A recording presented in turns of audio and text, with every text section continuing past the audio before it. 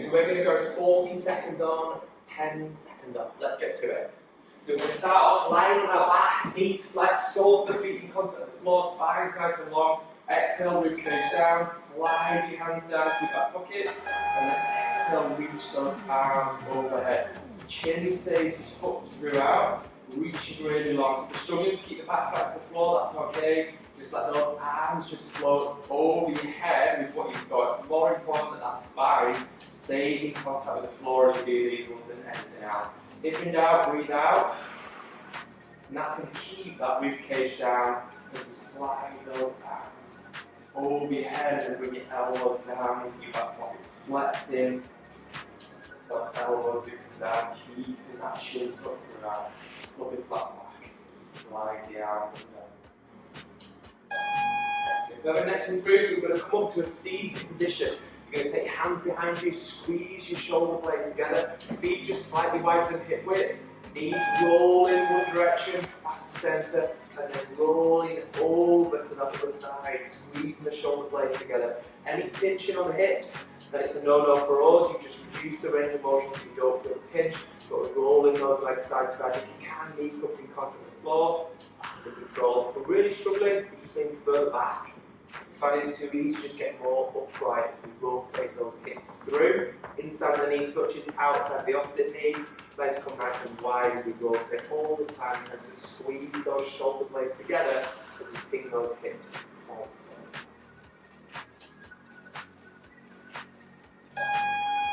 Lovely, next one through, so we're going to pull plank position. So if you're new to this, you keep your knees down, you're going to spread your fingers like spider's webs. Elbow and wrist are going to be in alignment. I'm going to go hardcore, lift the knees up, shoulder blades sink together, and then push the chest away. So breathe in as the shoulder blades come together, and then exhale as you push away. So all the time, I'm trying to keep that spine nice and long as the shoulder blades sink, and then push back. If you start to struggle, you just place those knees on the floor, keep that chin tucked, and again, sinking, pushing, sinking, pushing, reaching with that back. Make sure as well that we're not catching water on the lower back.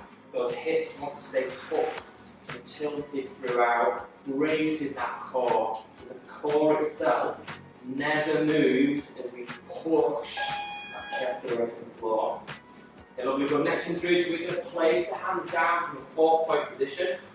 From that position, as I look down, the knees are tucked, toes are tucked, looking down at the eyeballs. Sit back, sit the head between the armpit and the elbow, and back down into control. Knees kiss the floor. And again, push back into that downward dog.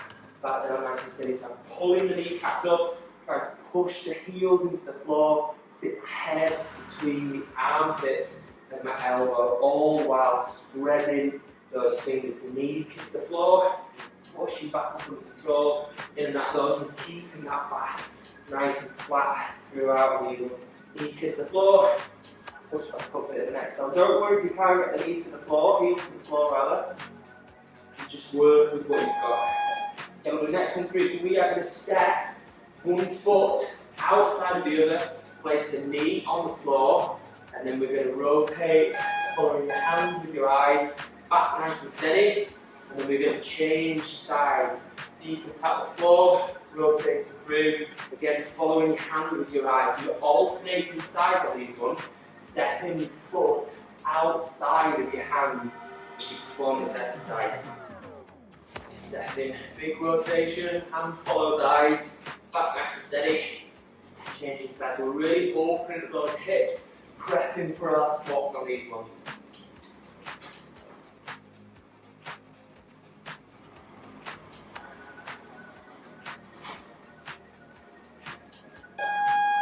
Okay, lovely. So the last one through is feet just slightly wider than hip width. You're going to drop into the bottom of your squat position. Fingers underneath toes, elbows inside the knees. Pull yourself under. You're going to come up into your hamstrings and then sitting back down under control of your squat, pulling yourself under. The chin stays tucked, feel your hamstrings, and then drop back down into the bottom of that squat. Hamstrings, head sits between the knees, and then back into that silverback gorilla position. Coming in and out of those hamstrings, feeling that stretch. See your chest up nice and tall, drag those knees out. Search for those corners, let's get that body moving.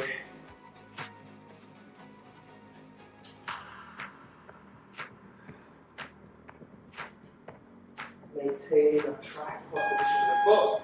Perfect, good, and we are good to go. Well done, guys. Have an awesome day. I'll see you guys in Result City very soon.